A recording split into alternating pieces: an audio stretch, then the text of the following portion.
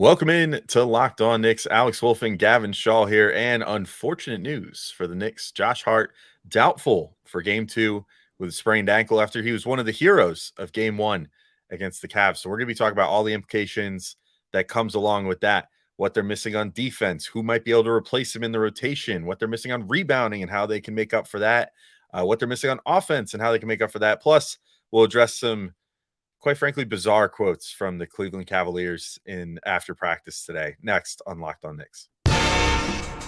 You are Locked On Knicks, your daily New York Knicks podcast, part of the Locked On Podcast Network, your team every day.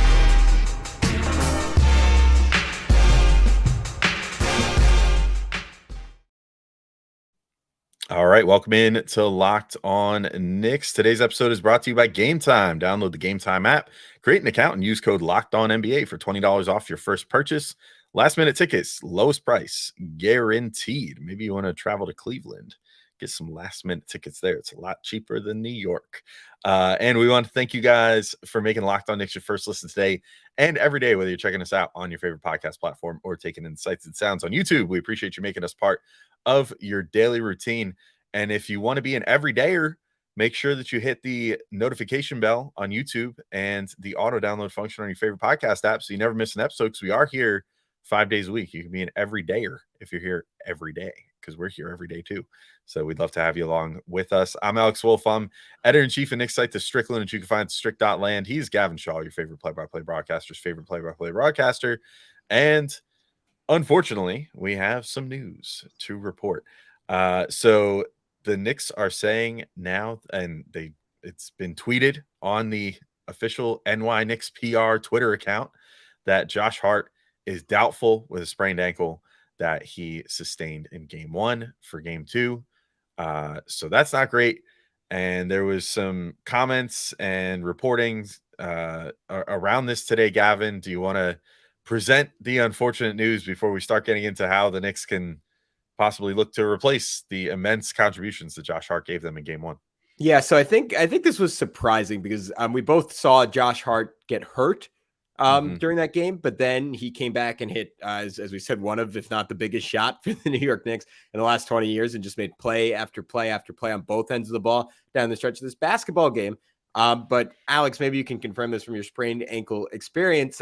What I generally heard, and this is not on the medical side, this is what analysts and play-by-play guys usually say in these situations is like, all right, well, like you're good until it tightens up. Just don't let it tighten up during a game. And that's apparently what happened with Josh Hart and how he was able to play on this sprained ankle. Head coach Tom Thibodeau told reporters on Monday, this is all from Ian Begley, the GOAT, check out all of his work on SNY. He told reporters on Monday that Hart only did parts of practice and that the team will see how the Villanova product is feeling on Tuesday before making a determination on whether or not he can play in the series' second game. Usually with sprains like that, it's how you feel the next day, Thibodeau said.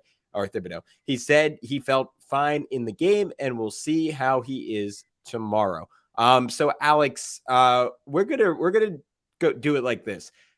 You can't replace Josh Hart with just one guy, right? Normally when you hear that, you're talking about a superstar, but guess what? Josh Hart was a superstar in the Knicks' first game. 17 points, 10 rebounds, incredibly efficient, awesome defense, pivotal buckets.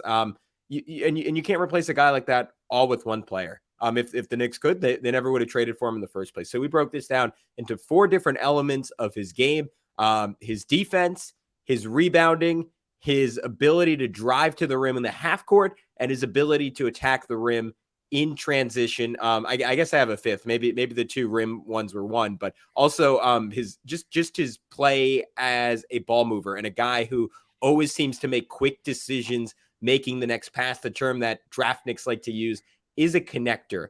So let's start with his defense, and by starting with his defense, we'll start with the guy who's about to enter the rotation for him, and that is Deuce McBride.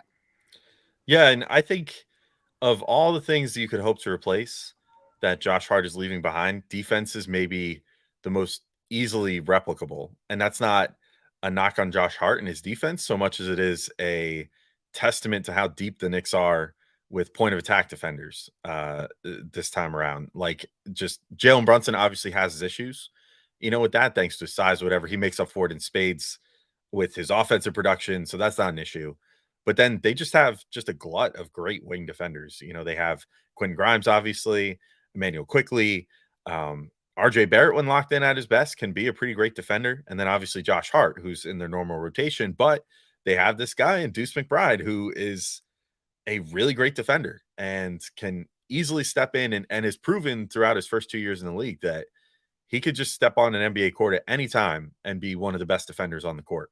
The questions with him really come down to his offense, which I think is the main thing. But, I think as far as the defense, like Deuce, pretty good all around. Like I was looking up some stats just to kind of get an idea. Like play types we would probably see from like Donovan Mitchell and Darius Garland. I think most common you're going to see them in isolation or as pick and roll ball handlers, because that's how they attacked the Knicks in game one, certainly, and how they've worked all year.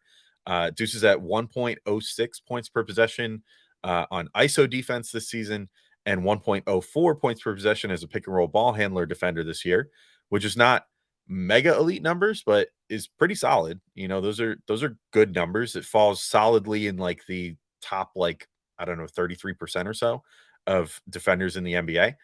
The Knicks are also plus 2.9 points per 100 possessions better with Deuce on the floor per Basketball Reference. And take this for what it's worth. I just thought this was a weird, this maybe plays into our next segment a little bit. I just thought this was a weird number. I don't know what to take out of this. It might just be who he plays with. But when I was looking at his on-off numbers, looking for that plus 2.9, I also came up with the fact that the Knicks' total rebound percentage goes up 2.2% with Deuce on the court versus off. So Deuce is not a good rebounder, to be clear. He only averaged 2.4 rebounds per 36 this year, and I think his personal total rebound percentage was like 3%, which is just bad. But the Knicks, for whatever reason, seem to do better rebounding with him on the floor. So take that for what it's worth. Maybe he just is boxing out at the perimeter or something. I think it could be because he's so solid one-on-one. He doesn't need as much help, and then other guys aren't as out of position. That would be my fan theory on it. I guess my big question with him is his offense, right? Because the beauty of having all the skills we just mentioned in one player, and a guy who I think the concern when the Knicks traded for Josh Hart is like, all right, is he really going to be able to shoot threes? Well, he hit a pretty big one last game. He shot him at about a 53% rate now since coming over to the Knicks. And that's made it so the Knicks can play him and they don't have to worry about the Isaac Okoro thing where defenses just leave him and say, all right, we're going to dare this guy to take open threes. Unfortunately, Alex, I don't think the same applies to Deuce McBride, who I do think will get the Isaac Okoro treatment. Granted, Deuce has been a better three-point shooter since the All-Star break after getting off to a really terrible start to the year. Pre-All-Star break, he was shooting just 34% from the field. He was just shooting 28.8% from three on 2.2 attempts per game. Post All-Star break, it's still not great. He's shooting just 33.3% on 1.8 three-point attempts per game. Granted, that 5% is a big jump, but it's not necessarily enough for Cleveland to attach a defender there. And that extra defender, when Deuce McBride is in the game, is going to be doubling Jalen Brunson, is going to be getting in Julius Randle's way, or at least hedging towards him. And it's going to be on Deuce to make other plays, right? If he can't hit threes, can he take one dribble in and make a couple long twos? Can he get to the rim and make a slip pass to a big? You're not going to replicate everything Josh Hart does with one player, but I'm curious to see the extent to which Tibbs is willing to live with Deuce just being left alone in the corner if Deuce doesn't get hot and makes Cleveland pay for not putting a defender there. Because if he misses a couple threes, Alex, I could see him playing 4 or 5 minutes and then getting taken out and not playing the rest of this game. Yeah, I can see that too. And, maybe that's all you need out of him, because hopefully you're going to see a better performance out of Immanuel Quickley and a better performance out of Quentin Grimes in this game. So, if that's the case, then maybe Deuce only needs to play a handful of minutes and the Knicks effectively run an 8-man rotation. I mean, we've seen they'll certainly still have more fresh legs than the Cavs, even so in that case, because the Cavs more or less ran a 7-man rotation in the first game. They just had a couple guys pop in for a quick spot of tea and then duck back out again. So maybe that's all you need out of him. But if he can come in there and hit, I mean, we've seen him. I struggle to think what the game was off the top of my head, but I do remember the one game where Deuce hit like 3 or 4 threes. Sorry, I was muted. It was the Portland game. Oh, the Portland game. Yes. Yeah. He's 4 for 5 from 3. Yeah. Exactly. Where he hit 4 threes. I mean, it can happen. The guy does have shooting talent. It's just mercurial at the moment. He hasn't quite found his consistency yet, which, we talk about with a lot of the Knicks bench players, or like guys that were getting inconsistent playing time. It's tough to find a rhythm if you're a rhythm shooter and you're not getting time to find it. But if he can come in and do something like that, I mean, maybe he's got a chance to find some time here. I'm just going to real quick throw a couple quick numbers at the wall before we take our first break, and then talk about the rebounding, which is obviously one of the biggest things here. But just a little food for thought. I don't even think this needs comment really, but some 3-man lineups, including Deuce McBride this year. Julius, Deuce, and IQ plus 18.7 net rating in 208 minutes together this year. IQ, Deuce, and Hartenstein plus 9 in 309 minutes this year. Deuce, Obi, and Hartenstein plus 6.5 in 220 minutes this year. And Deuce, RJ, and Hartenstein plus 5.1 in 290 minutes this year, which is pretty notable because RJ, as has been well noted, was the lone net negative of rotation players this year.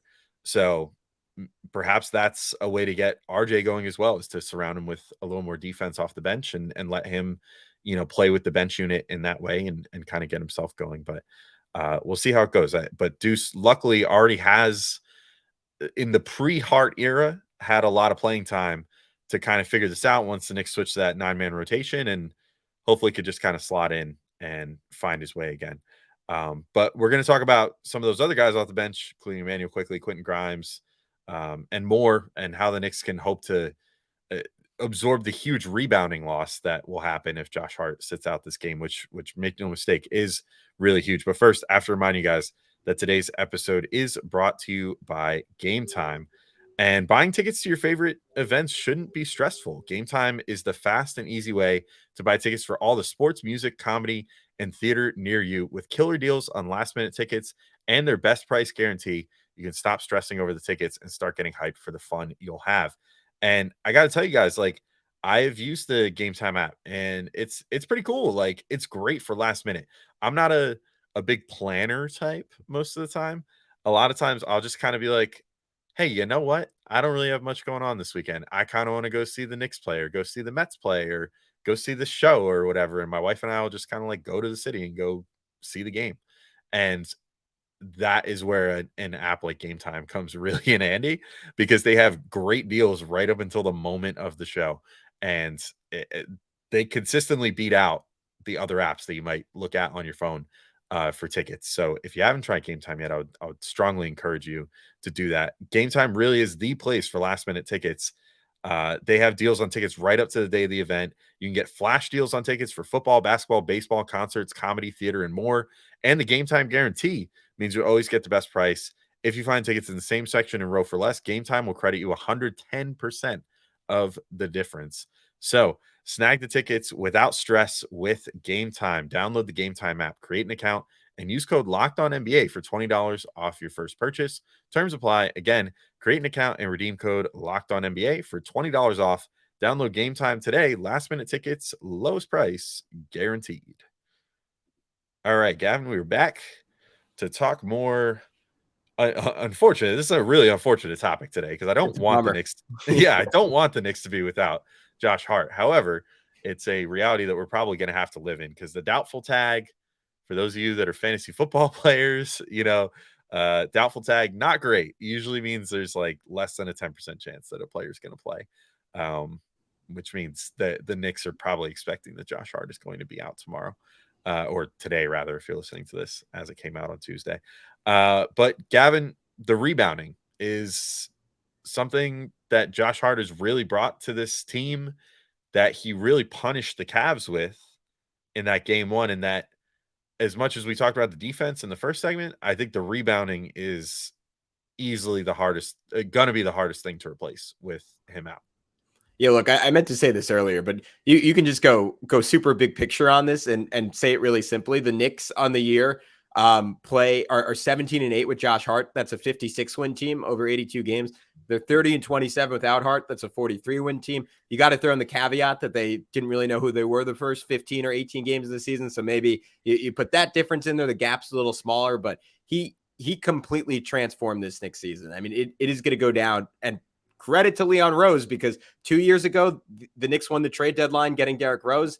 They won it again this year, finding a way, pending what happens in Phoenix with Kevin Durant, but finding a way to get Josh Hart, because he has had, like, again, like an all NBA type impact on the Knicks, while just being a role guy who plays, I don't know, like 24, 25 minutes a game. So it is tough to replace all this, but man, we're going to try. So let's talk rebounding with Josh Hart. I'm particularly, like, he's a solid defensive rebounder. I am particularly thinking about his offensive rebounding, where he's as good as any guard, or even pretty much any wing in the NBA as an offensive rebounder. I think they can get it from a couple different places. Obviously, Mitch and iHeart, like, first things first, have to do more. We were going to talk about disrespectful Cavs comments earlier. There were also some respectful ones from Jared Allen, who called Mitchell Robinson one of, if not the best offensive rebounders in the NBA. Allen can acknowledge that. Mitch still needs to go out and kick his butt, right? That is step number one. You also have to hope that Julius is a little bit healthier and a bit more explosive. We saw a couple offensive boards from him, including like the biggest one of the game in the final few seconds off the Jalen Brunson miss.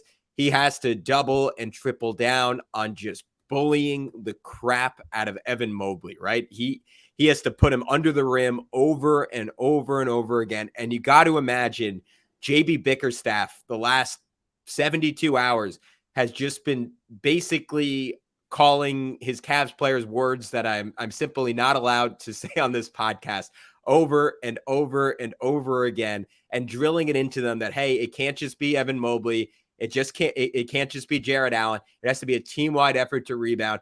Julius Randle has to make it so that doesn't matter. But the other factor is what makes Josh Hart so good is he gets rebounds that you don't really expect. Like the one play, a guy relaxes on him on the perimeter. It was Karis LeVert, notably, in that game number one. He was able to crash and get a rebound and a putback. So it has to be the wings as well. I look at RJ Barrett and Quentin Grimes. RJ Barrett from a physicality perspective, Grimes in that he is an underrated leaper. And we've seen a couple of times this year where Grimes is able to go up in heavy traffic. I go back to, I know Toronto's just a team, Alex, that tortured the Knicks this year, but one of my favorite plays from the 4-game series against the Raptors was Grimes going up in a pack of Raptors. It was like Siakam, it was Barnes, it was Anunoby, all ripped, strong, freaks of nature, and Grimes came out of the pack with the board. He can do it, and this is the kind of game where you want to see that big game skill from him. And you put down Immanuel Quickley, also kind of an underrated rebounder. We saw him get an incredible one over Jared Allen in game one. Yeah, IQ, we've seen this year, especially in his starts, he flirts with triple doubles pretty consistently, and he did this the end of last year too. And it's not just like he just gets rebounds just because they fall into his lap. Like, he has a, not Josh Hart level, but he has a pretty good sense for where rebounds are coming off, and he's a little more adept at the defensive end with rebounding, but does offer, like, Hart is a great defensive rebounder as well and uses that to start the break. Hopefully he can get some of that out of Quickley in this game as well. I pulled just a couple interesting stats. Like, I kind of wanted to prove to myself that my eyes were correct, that like Quickley is a pretty darn good rebounder. And the stats bear it out. Again, not as good as Hart, who's literally, I have to stress again, 100th percentile for wings, like not even just for guards. Like, if you put him in the guards category and clean the glass, he'd probably be like 110th percentile. Like, they'd have to like make a new thing for him because he's just head and shoulders above everybody in his own like height category. But since he plays mostly on the wing, they have him listed as a wing, and he's like the trendsetter for wings as well.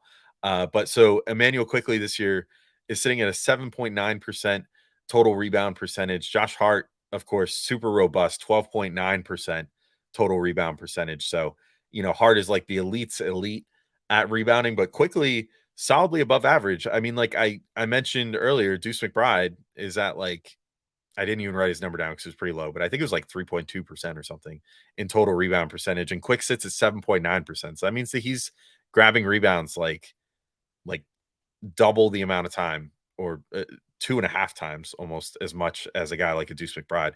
But the offensive rebounding percentage is a little more in favor of Hart, like proportionally, than it is for Quick. So Hart is at 6.9%, Quick is at 2.7%.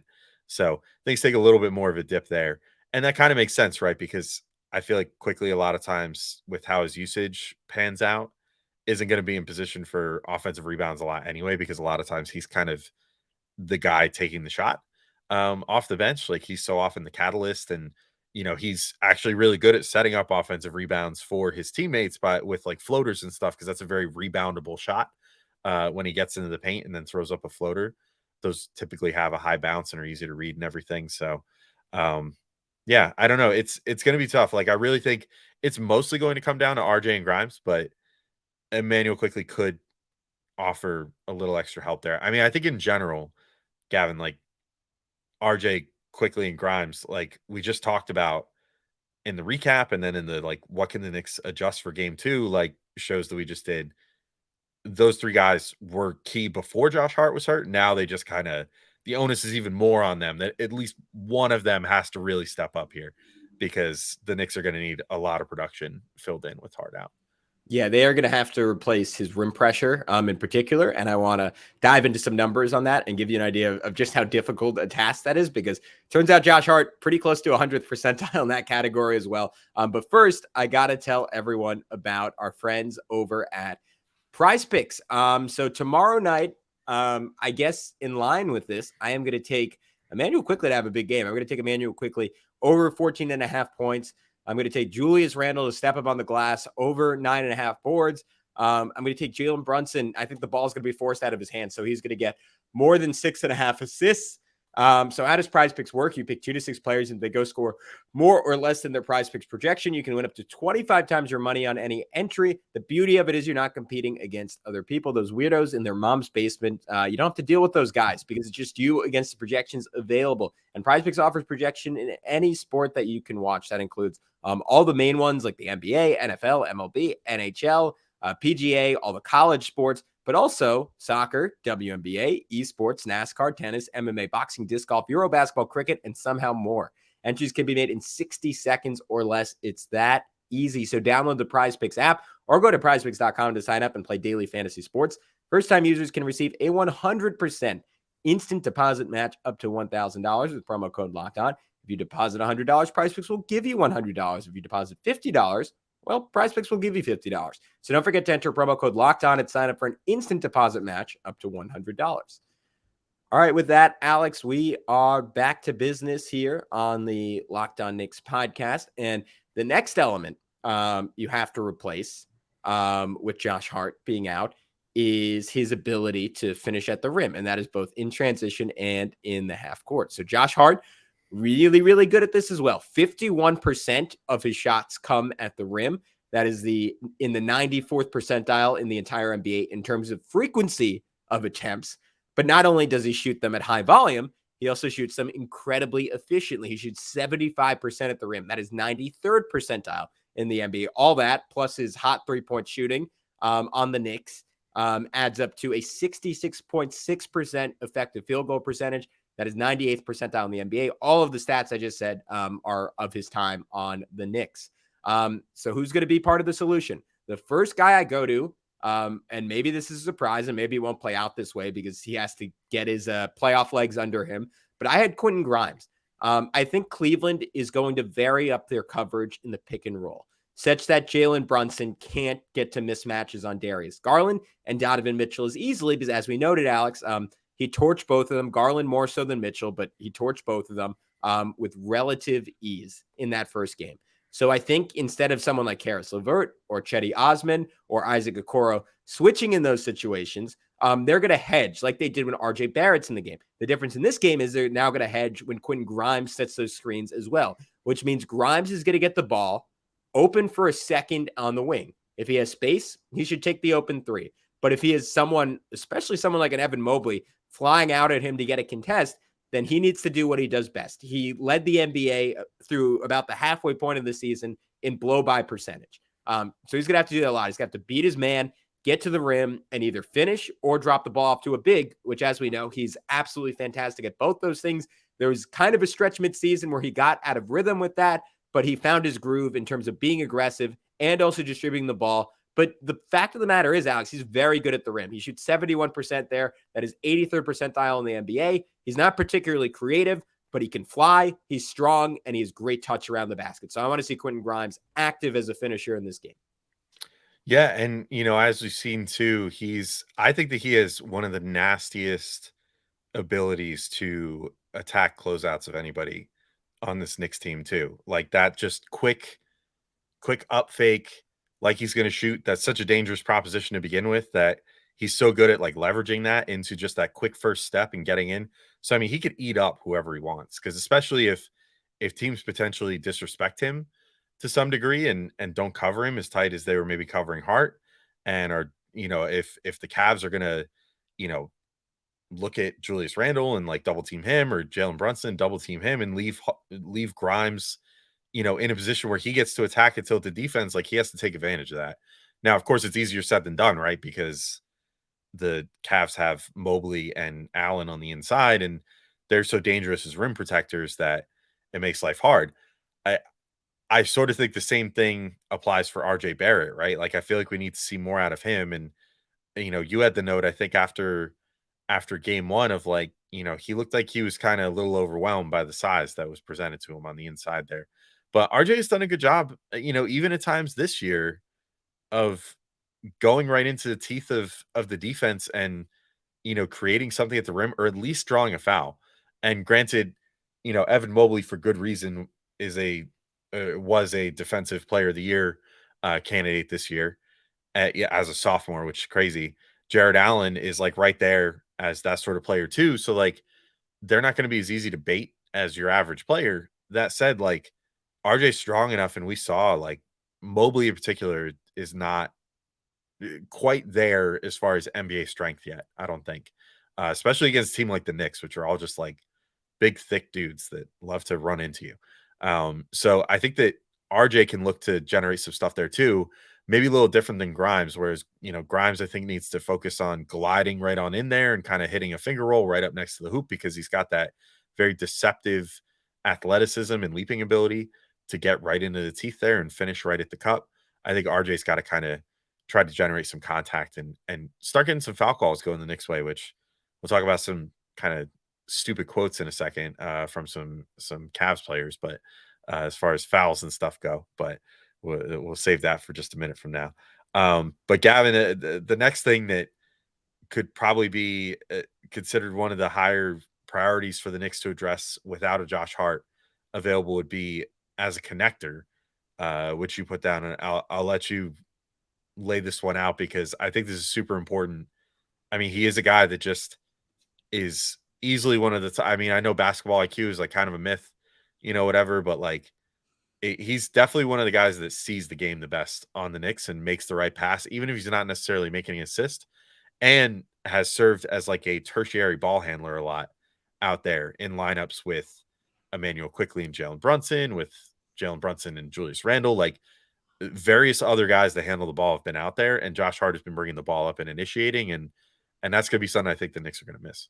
Yeah, so I mean, there was one play in last game that was just totally emblematic of this. But what I mean when I think of a connector is someone who, even before they catch the ball, they know the next person they're going to throw it to. Like that's how I would define it. And there was one play that really stood out to me. Like RJ got into the middle of the lane, drew two defenders, kicked it out to Josh Hart. And before the Cavs could even like fully like close out to Hart, their momentum is slightly tilted towards him. He just immediately whipped it into the corner to Randle. Randle blew by his guy who was out of position, kind of shocked at how fast the ball got there.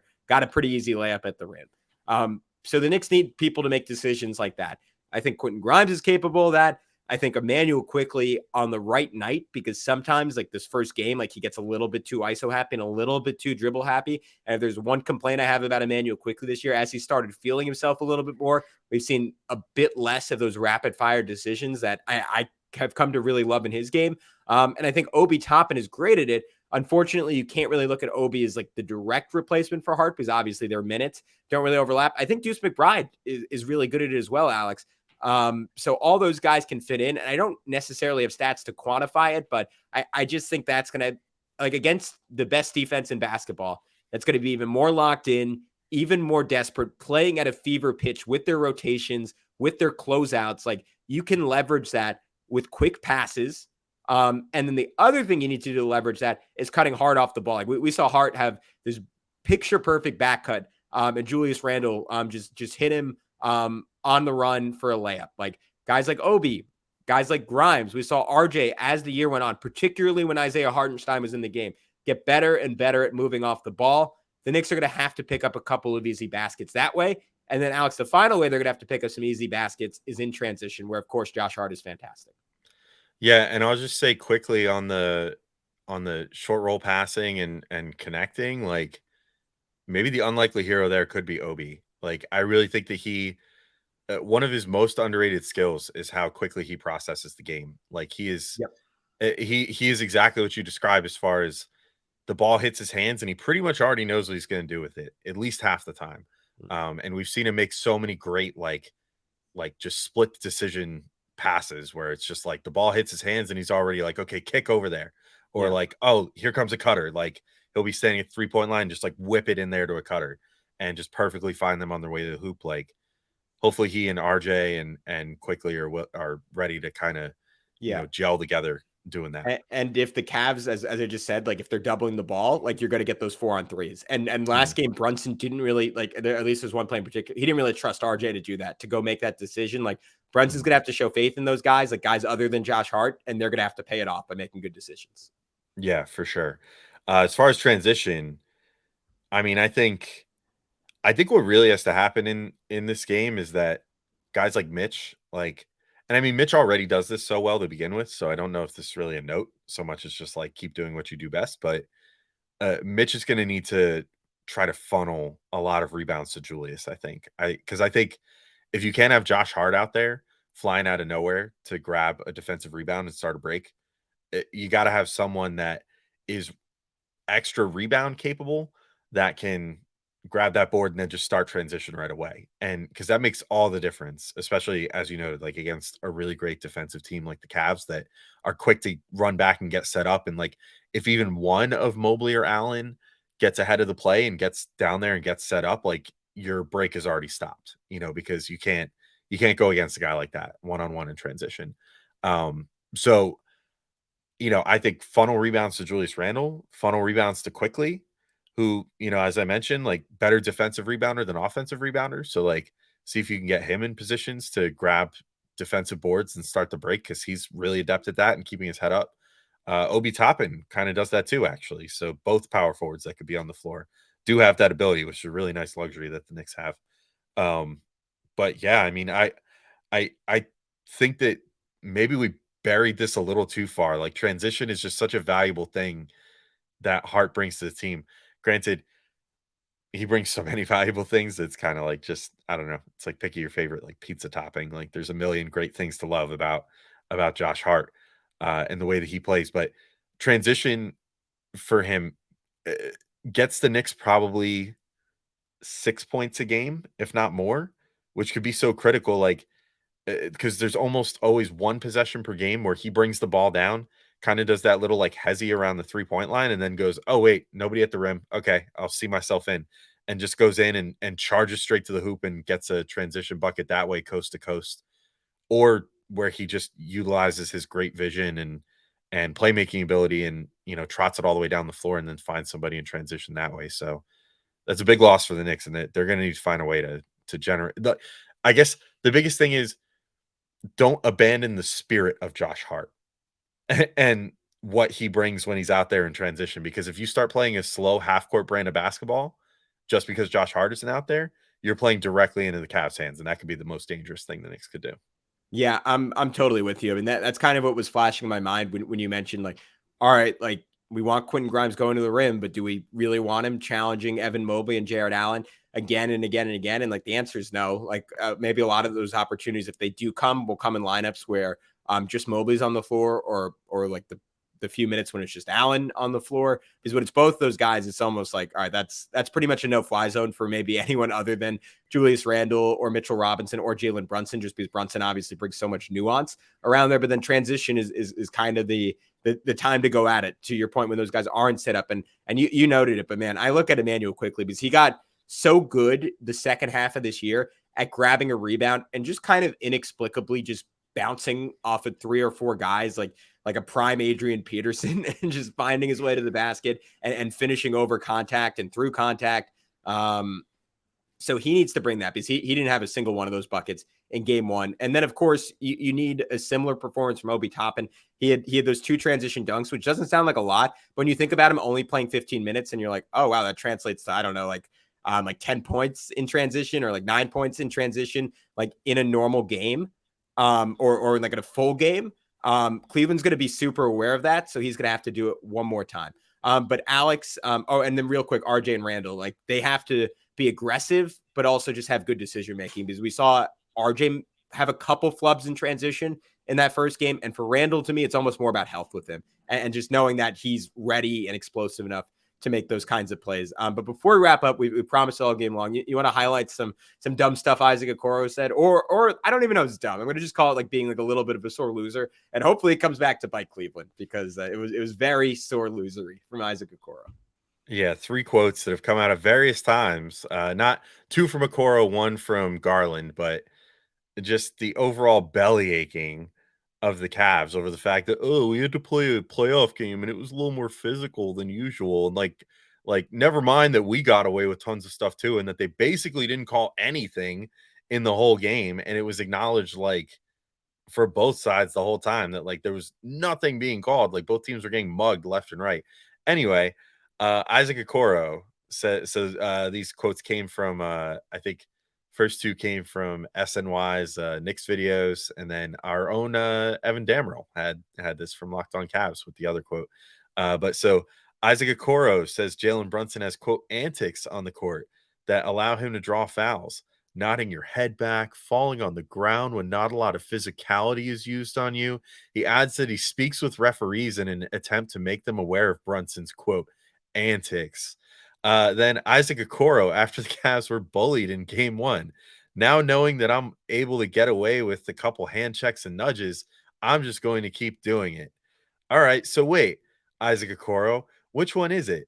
Are you able to get away with some hand checks and stuff, and were you allowed to play physical defense? Or was Jalen Brunson flopping his way to beating you? Because I'm getting a little bit of mixed signals here, Gavin. I don't know. What is a Okoro getting at here exactly? Like, can you play a Okoro translator for me? Because I'm seeing 2 different things being said by the same person. I think he's getting at that Jalen Brunson in literally the first 120 seconds of the game absolutely wrecked him twice on 2 crossovers and left him in the dust. And then Okoro could not hit his shot. He had one nice cut in for a reverse layup, but outside of that, could not hit a shot. And at certain points was scared to shoot. And now he's mad about it. So by the way, I might add, Isaac Okoro shot as many free throws in the first game as Jalen Brunson did. I can tell you, not the same number of trips to the lane in the game as well as Jalen Brunson. So I think this is a little bit of sour grapes, and who knows, maybe it works out for them. But this made me feel really, really good as a Knicks fan, Alex. Because this sounds like a team that knows that they're not as tough as their opponents, maybe not even as good as their opponents. And I hesitate to talk this way without Josh Hart, because I really do think his absence makes that big of a difference that it could swing this game. But that's what the talk sounds like to me. And if I were the Knicks, I love that they didn't say, maybe they didn't get a chance to respond to it specifically, but I love that nothing's come out on the Knicks side, because that just feels like a confident team to me. So maybe Cleveland wins this game. Maybe Cleveland wins this series. But all I will say is after 48 minutes of basketball, the New York Knicks are in the Cleveland Cavaliers' heads. Yeah. And that I'll give the quote that our buddy Evan transcribed here as well, real quick, just as the capper. Darius Garland says the mentality we have here, or we have to have, is that we punch first and see what will happen. See if they'll blow the whistle or not, and set the tone with that. Wah. Cry me a river, Darius Garland. That's it. That's all I have to say about this. Gavin, do you have any final notes before we sign off and get ready for this game too? No, go Knicks, and excited to be talking to everyone tomorrow night. We have a special guest in Ariel Pacheco. I know everyone always appreciates and really enjoys when he comes on. Alex, I feel like I always get the privilege of talking to Ariel. It's usually when you're off. He's my go-to guy to try and get. So I think it's going to be a lot of fun having all 3 of us, and excited for all of you to tune in tomorrow night. Hopefully talking about a Knicks win next time we see you. But until then, be good, and we'll see you soon on Locked On Knicks.